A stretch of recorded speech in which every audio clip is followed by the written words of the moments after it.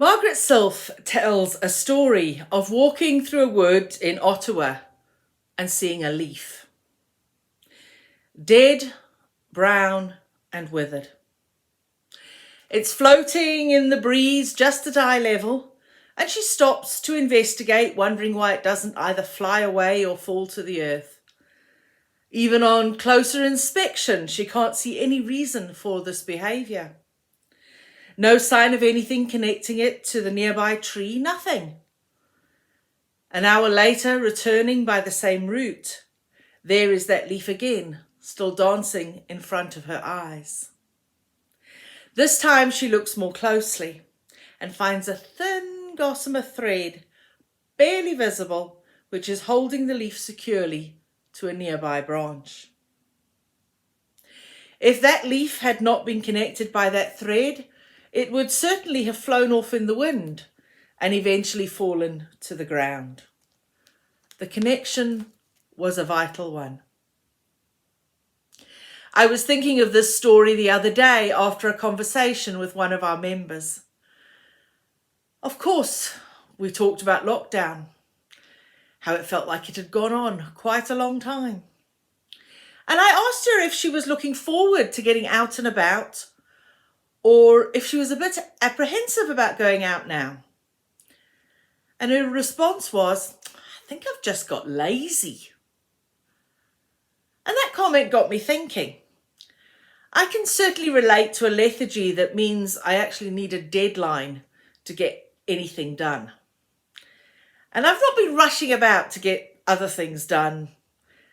But to be honest, that's not a huge change for me. I've always needed a deadline to get things done. But then I saw this article which said, "Are you languishing?" And it seemed to me that it described what many people who'd been talking to me are feeling. It wasn't burnout. People still have energy. It wasn't depression because they didn't feel hopeless, just somewhat joyless, aimless, and apparently that's called languishing. Languishing is a sense of stagnation and emptiness. It feels like you're muddling through your days, looking at your life through a foggy windshield. And some say that that might be the dominant emotion, particularly of the first half of 2021. It's just sort of dulls your motivation and disrupts your ability to focus. Does that sound familiar? I suspect it does to some of us. The term was coined by a sociologist called Corey Keyes, who was struck that many people weren't depressed, but they still weren't thriving. And they said that part of the danger is when you're languishing, you don't really notice the dulling of delight or the dwindling of drive. You don't catch yourself slipping so slowly into solitude, and you're indifferent to your own indifference, which means you don't do much to seek out help because you can't see the problem. Now, this is an understandable time to be languishing. This pandemic does seem to have gone on for a long time. Yet it also feels like a bit of an inopportune moment to feel quite so blah. There are so many opportunities that will be available to us again soon. This article had some suggestions for mitigating the languishment, setting some time boundaries and establishing small goals, and accepting that that's what you're going through and it might mean lower energy and diminished creativity, and consciously just accepting that and moving on.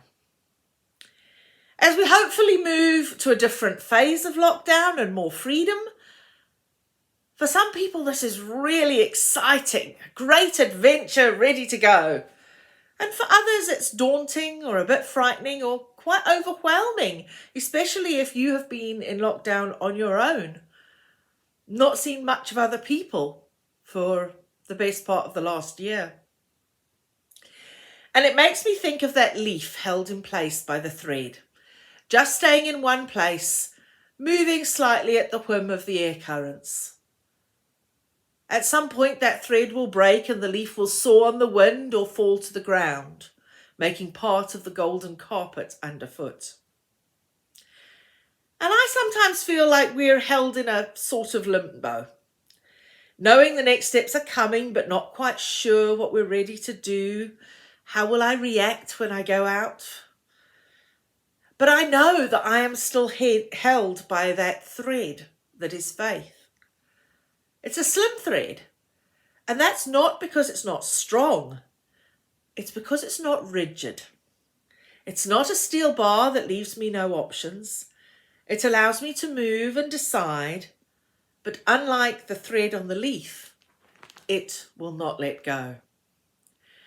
I can remain connected to God even though I sway this way and that way, and maybe not always so sure of myself, but it always allows me the freedom to dance, to be still at times, and to acknowledge that there are things over which I have no control, but that God will be with me, and I am connected by that invisible thread.